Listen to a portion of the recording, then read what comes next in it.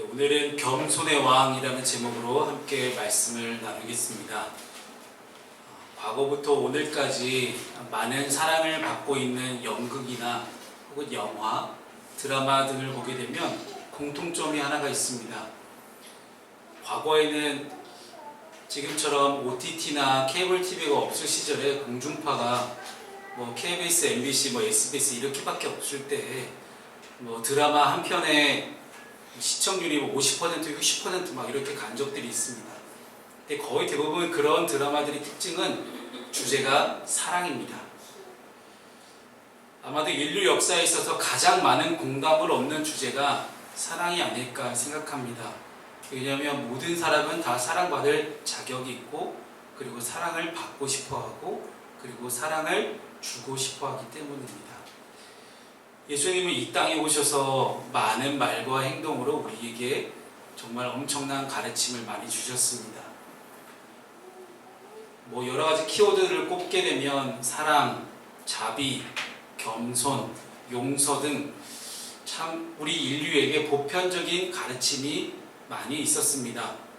그렇기 때문에 예수님을 우리처럼 구세주와 주님으로 믿지 않는 사람 중에서도 예수님을 성인으로 인정하고 본받아야 할 존재로 여기는 분들이 있습니다.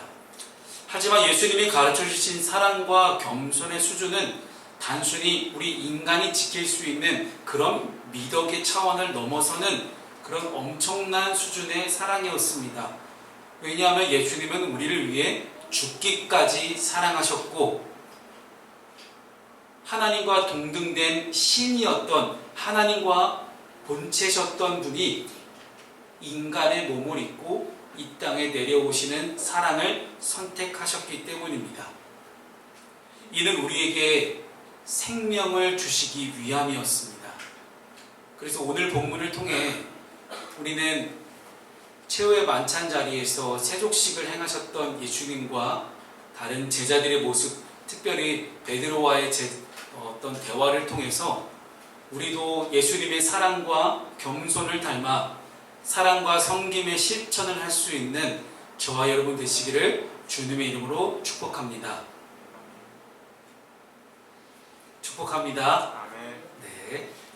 우리 첫 번째는 하나님께서는 예수님을 통해 완전한 사랑을 베풀어 주셨습니다. 우리 함께 본문의 1절 말씀을 읽도록 하겠습니다. 시작.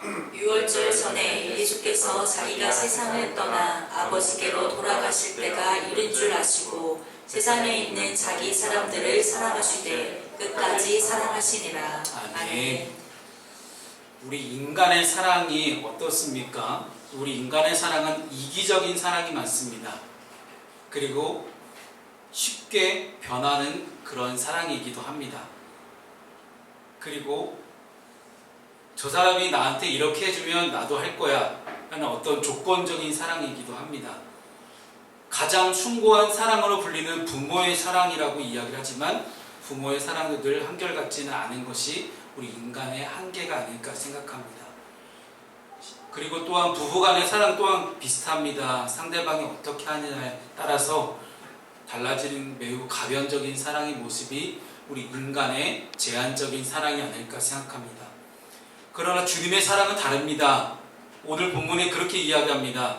제자들이 어리석어도, 그리고 이 제자들 중에 은삼십에 나를 팔아넘기는 그런 인간이 있다 할지라도 나를 버리고 나를 모른 척하고 도망가고 심지어 배반하고 3번이나 부인하고 그렇게 해도 주님의 사랑은 영영 끊을 수 없는 사랑이며 무조건적인 사랑이며 무제한적인 자기 희생의 사랑이라는 것을 예수님은 우리에게 말씀하고 있습니다.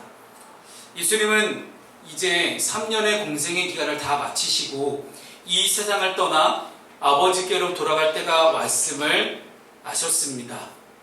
그리고 남은 마지막 시간들을 제자들과 더 돈독한 시간, 더 공동체를 잘 세울 수 있는 그런 시간들을 가지시면서 제자들을 가르치고 격려하는 일에 온 힘을 쏟으셨습니다.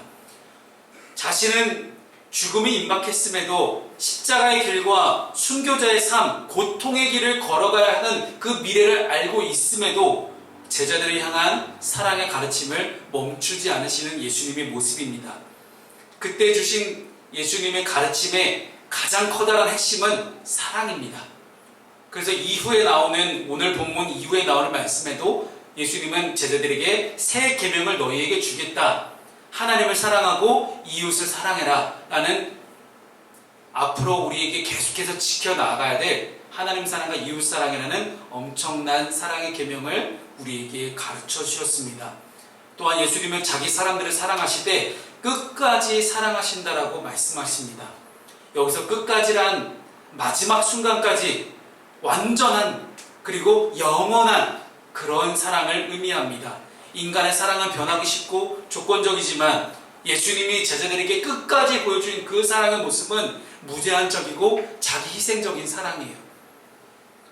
그래서 예수님을 배반하고 예수님을 3번이나 부인하고 예수님을 모른다라고 저주까지 했던 그 베드로에게 예수님은 부활하신 후에 다시 찾아오셔서 아침에 생선을 잡으시고 함께 아침밥을 드시면서 네가 나를 사랑하느냐 라는 그 질문을 똑같이 3번 하시면서 베드로에 대한 예수님의 사랑, 끝까지 포기하지 않으시는 그 사랑을 다시 한번 확인하셨습니다. 이렇게 예수님을 끝까지 사랑했던 행위는 우선적으로는 오늘 이 6월절 만찬, 최후의 만찬이라고 부르죠. 그 최후의 만찬을 미리 나누면서 나중에 자신을 팔아넘길 가룟 유다를 포함한 12 제자들의 발을 씻어주신 행동으로 나타납니다. 그리고 마침내 끝까지라고 표현된 이 사랑은 십자가에서 자신의 생명을 바치시기까지 모든 더러운 죄를 씻어주시며 완성하시는 그러한 완전한 사랑이었습니다. 그런 완전한 사랑, 이 땅 가운데 예수님밖에 없었습니다. 그래서 우리는 예수님을 더욱 닮아가도록 노력할 수 있기를 바랍니다. 우리는 무엇을 하든지 예수님처럼 사랑할 수 있기를 바랍니다. 지난 한 주간 어떤 청년이 저한테 그런 질문합니다. 목사님은 어떻게 기도하세요? 뭐 이런저런 고민되는 순간 가운데 어떻게 선택하세요? 라는 질문이었어요. 안산대학교에서 했던 질문이었는데 그에 대한 저의 대답은 이렇습니다. 예수님이라면 어떻게 하실까라는 질문을 먼저 하나님께 해봅니다. 고민되죠. 저도 인간이기에 과연 어떤 것이 옳을지 맞을지 정말 고민되는 순간 너무나 많습니다. 근데 그때 제가 하나님께 하는 유일한 기도는 예수님이라면 어떻게 하실 것 같습니까? 예수님이라면 과연 어떻게 하실까? 그리고 성경 말씀 안에서 예수님이 어떻게 하시는지 그 말과 행적을 통해서 예수님의 가치를 끄집어내고 발견해내고 그 가치대로 저는 선택을 하며 살아갑니다. 거의 대부분 그런 선택은 하나님께서 맞는 선택으로 만들어가 주시고 섭리해 가시는 것들을 계속해서 경험하게 되었습니다라는 그런 답변을 그 학생에게 했습니다. 사랑하는 여러분, 완전하신 분은 예수님밖에 없습니다. 고민하지 마십시오. 예수님이라면 어떻게 하실까? 예수님이라면 이 사람을 그렇게 사랑하셨을까? 나는 이 사람을 사랑할 수 없는데 예수님이라면 어떻게 하셨을까라는 그 첫 번째 질문이 오늘 여러분에게 함께 있기를 소망합니다. 이런 예수님의 사랑, 두 번째 사랑은 섬기는 사랑입니다. 오늘 본문의 4절과 5절 말씀을 함께 읽습니다. 시작. 저녁 잡수시던 자리에서 일어나 겉옷을 벗고 수건을 가져다 허리에 두르시고 이에 대하여 물을 떠서 제자들의 발을 씻으시고 그 두르신 수건으로 닦기를 시작하여. 아멘. 주님께서 함께 모여 식사하시던 그 자리에서 일어나서 갑자기 겉옷을 벗으시고 대야에 물을 담아 오셔서 제자들의 발을 한 명 한 명 씻겨주기 시작합니다. 갑자기 주님께서 이런 행동을 하시니까 모든 제자들이 당황하기 시작합니다. 왜냐하면 그 당시 손님의 발을 씻어주는 것은 그 집의 하인, 종이 하는 일이었기 때문입니다. 당시 팔레스타인 지방의 신발은 지금 우리로 얘기하면 샌들입니다. 샌들이고 팔레스타인 지방이 건조한 어떤 모래로 되어 있는 땅이 많았던 걸 보게 되면 팔레스타인 지방에서 하루만 밖을 돌아다니고 들어오면 우리의 발은 맨발에다가 굉장히 많은 흙과 먼지와 모래가 붙어있는 그런 상태일 것입니다. 이렇게 더러운 상태로 집에 들어와서 음식을 먹는다고 하면 당연히 위생이 청결할 수가 없기 때문에 그 당시 풍습이 이렇습니다. 손님이 그 집에 들어오면 제일 먼저 그 집의 옆에 있는 물 항아리를 가져다가 그 손님의 발을 종이 씻겨주고 식사 자리로 안내하는 것이 일반적이었습니다. 그런데 갑자기 예수님이 일어나서 겉옷을 벗으신 후에 수건을 두르시고 제자들의 발을 씻기시고 닦아주십니다. 그들은 스승님인 예수님이 자신들의 발을 씻는 것은 물론이거니와 서로 자기들끼리도 제자들끼리도 서로의 발을 씻어주는 일까지는 생각지도 못했기 때문에 이는 예수님이 스스로 하나님과 동등됨을 취하지 않으시고 자기를 비워 종의 형체를 가지신 것을 극명하게 보여주는 사건이라고 할 수 있는 것이 오늘 예수님의 세족식 사건이었습니다. 예수님은 죄와 죽음의 권세가 있는 이 낮고 낮은 세상 가운데 하나님과 동등됨을 허락하지 않으시고 이 땅 가운데 육신의 옷을 입고 내려오셨습니다. 육신의 옷을 입고 오셨다는 것 자체가 죄인으로 오시기 시작하셨다는 것입니다. 죄가 없으신 분이 죄인인 우리를 위해, 죄인인 우리의 마음을 공감하기 위해, 죄인인 우리를 구원하시기 위해 죄인된 인간의 육신의 옷을 입고 자신의 육신까지 목숨까지도 내어주시는 그런 사랑을 하셨다는 것이었습니다. 이런 세족식 사건, 예수님이 처음에 우리 인간 가운데 오신 이 모든 것들을 볼 때에 예수님의 사역의 방향성을 우리는 보게 됩니다. 예수님의 시선, 예수님의 관심, 예수님의 모든 사역의 방향성은 항상 낮은 곳이었습니다. 성경 안에서 하나님의 관심사, 구약과 신약을 통틀어서 하나님의 관심사는 언제나 가난하고 억눌리고 소외된 이들과 함께 있었습니다. 예수님께서도 주된 사역지, 공생의 3년 동안 하셨던 모든 사역 가운데 거의 많은 부분을, 많은 시간을 갈릴리 지역에서 하셨던 것들을 보게 되면 예루살렘 중심으로 하고 있는 남부럴 거 없이 떵떵거리며 살아가면서도 가난한 이들, 낮고 천한 이들을 돌보지 않았던 유대의 정치, 종교 지도자들을 향해서는 엄하게 꾸짖으셨지만 갈릴리 바다에 살고 있었던 수많은 가난하고 소외되고 억눌린 이들, 힘들어하는 그 사람들을 위해서는 수많은 기적들을 베푸시면서 그들과 함께 하셨고 그들에게 하나님 나라가 무엇인지 가르쳐 주셨던 것입니다. 그러나 결국 예수님은 갈릴리 바다 사람들만을 위해서 십자가를 지신 것이 아니라 유대의 모든 정치, 종교 지도자들, 예수님이 독사의 자식들이라고 이야기하면서 꾸짖었던, 저주까지 하시고 그렇게 혼내셨던 그 사람들까지도 구원하시기 위해서 십자가를 지시는 선택을 하셨던 것입니다. 그럼에도 제자들은 예수님이 이렇게 제자들의 발을 씻겨주시면서 완전한 사랑에 대해서, 섬기는 사랑에 대해서 가르쳐 주시기 직전까지 누가 가장 높은가, 누가 가장 높은 사람인가에 대해서 12제자 사이에서 논쟁을 하는 그런 천박한 수준을 보여주고 있었던 것입니다.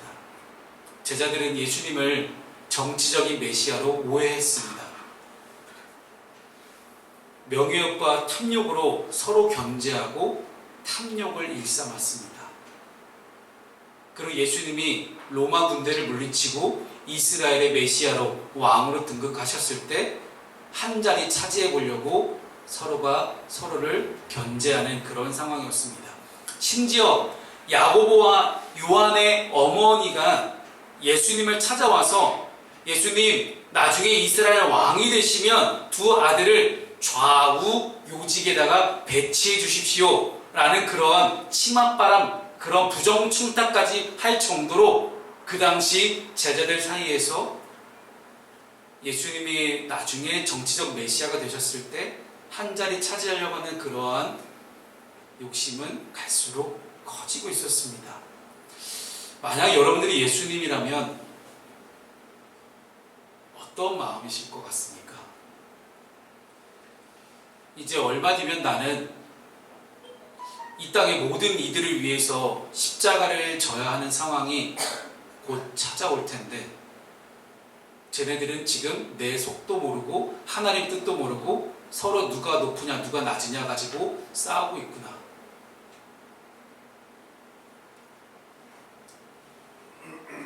영적으로 교만하고 무지했던 이 제자들에게 예수님은 십자가를 지시기 바로 직전까지 왜 이 땅에 오셨는지, 그리고 이 땅에 와서 어떠한 사역을 하셨는지 계속해서 그 목적을 가르쳐 주십니다.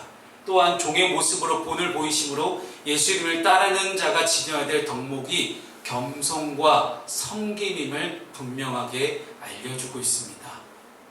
대접받기 이전에 먼저 남을 대접하라는 그 황금률의 법칙을 예수님은 계속해서 우리에게 말씀하고 계셨던 것입니다.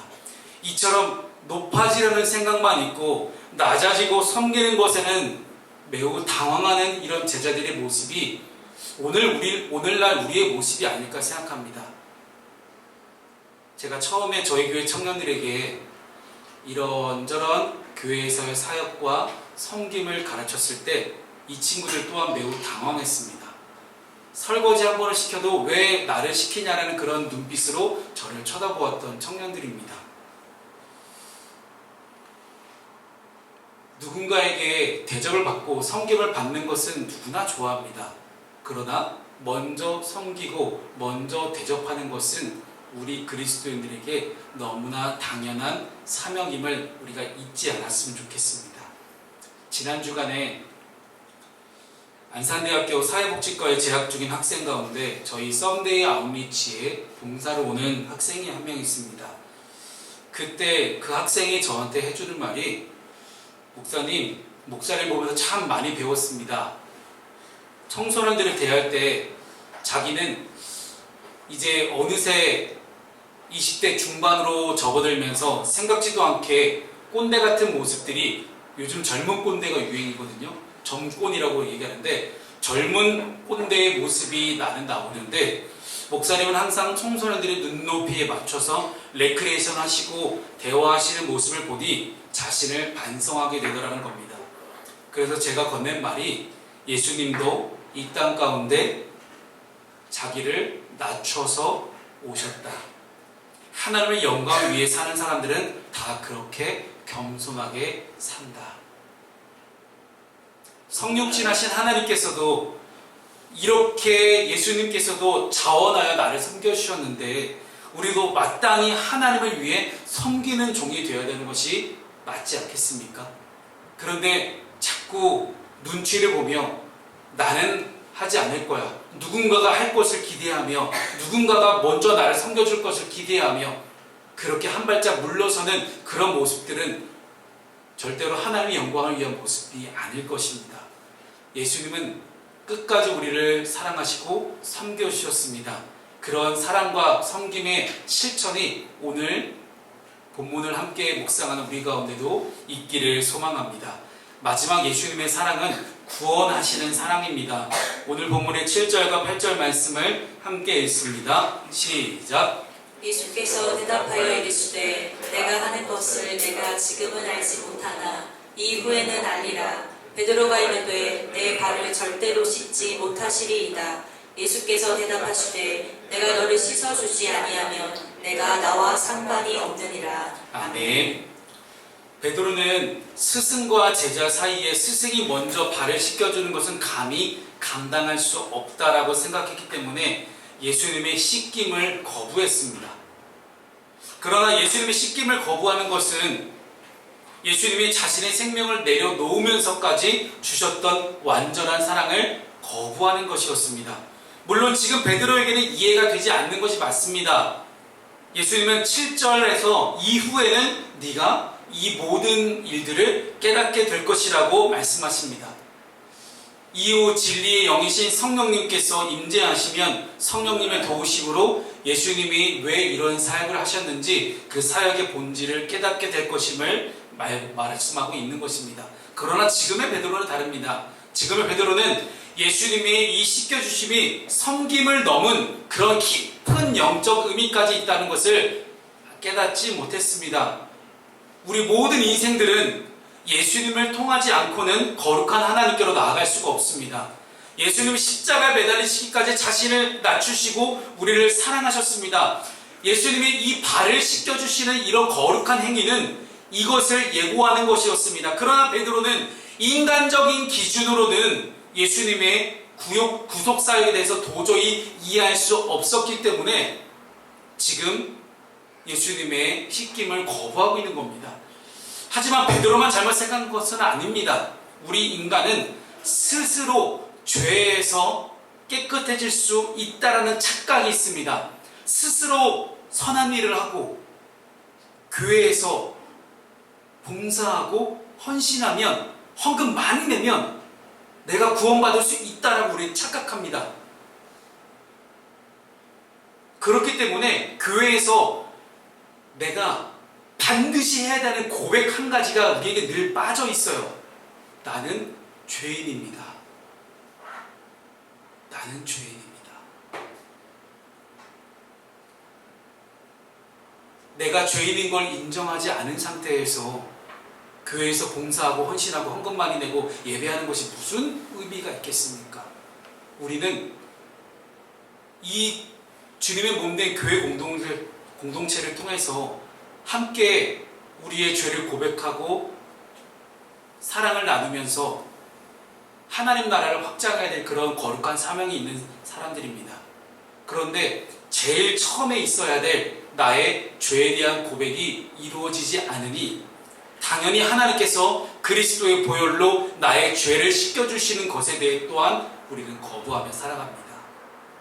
그리고 그 죄 씻음에 대한 거부 반응은 계속해서 하나님에 대한 나에 대한 사랑과 하나님의 나를 향한 분명한 터치에 대해서 우리는 거부하고 계속해서 내 마음대로 신앙생활을 하려고 하고 내 마음대로 예수를 믿어보려고 하는 그런 인간적인 교만함 등이 우리 안에 계속해서 벌어지고 있다는 것입니다.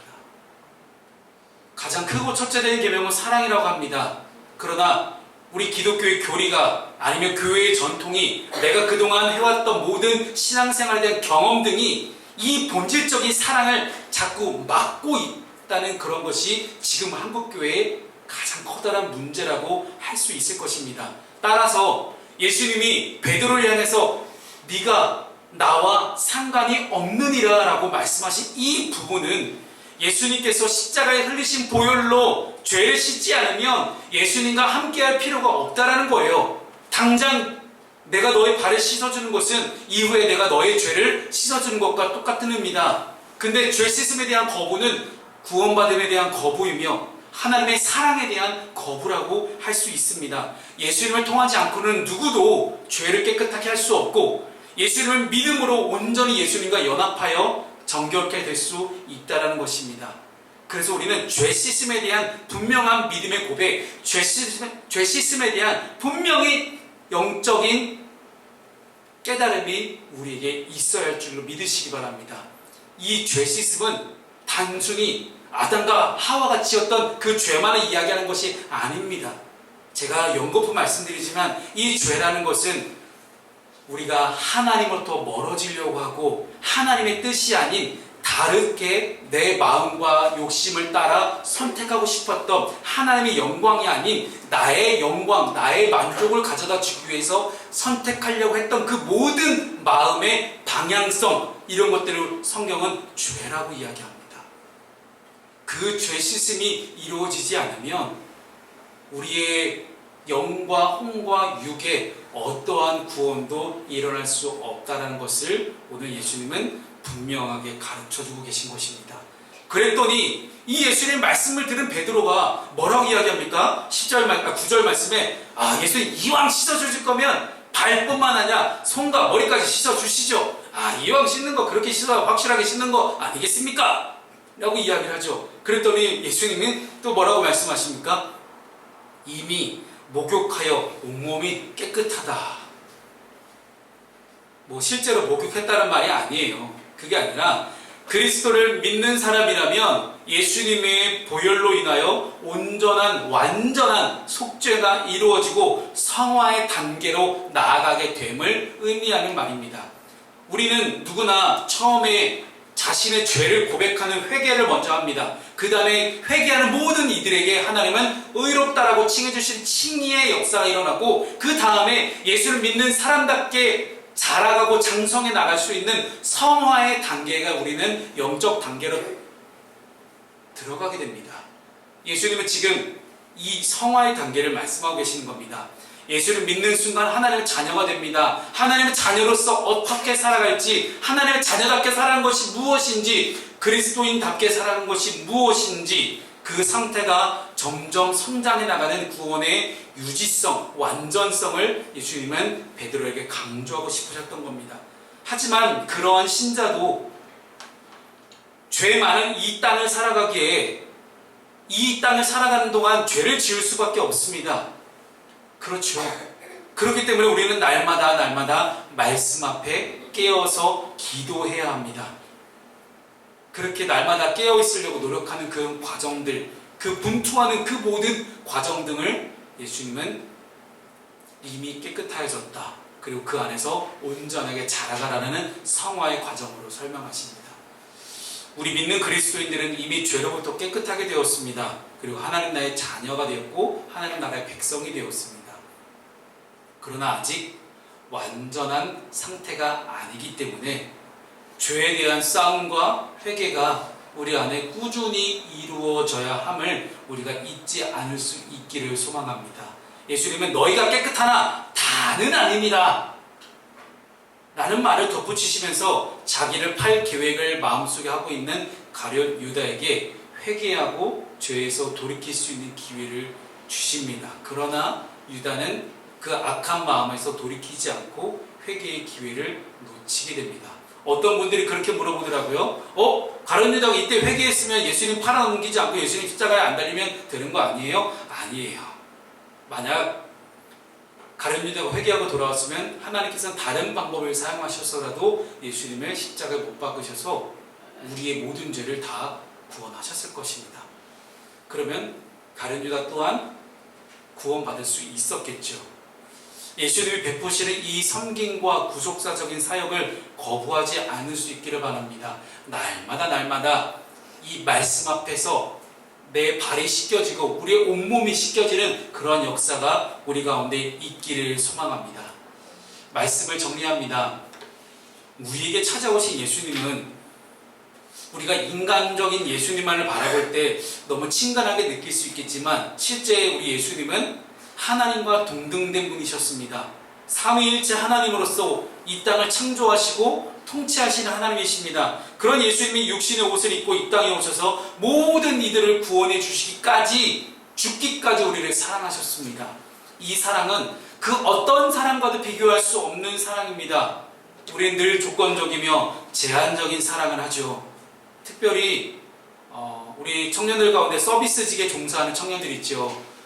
참 입에 담을 수 없는 그런 이상한 손님들을 받으면서 속에서 열불이 끓어오를 때가 있죠. 그럴 때 질문하십시오. 예수님이라면 어떻게 하실까? 받아들이기 힘든 게 맞습니다. 내 마음적으로 받아들이기 힘든 게 맞아요. 그런데 예수님처럼 거부당하고 예수님처럼 죽기까지 사랑하셨던 그 예수님의 마음, 그 사랑을 기억하며 예수님이라면 어떻게 하실까? 참 쉽지 않은 그런 사랑입니다만은 우리가 예수를 믿는다고 이야기할 때 그냥 마음으로만 믿는 것에도 멈추지 않고 예수님처럼 그렇게 똑같이 사랑과 섬김의 겸손의 실천을 할 수 있는 우리 모든 푸른숲교회 성도들이 다 되시기를 주님의 이름으로 축복합니다.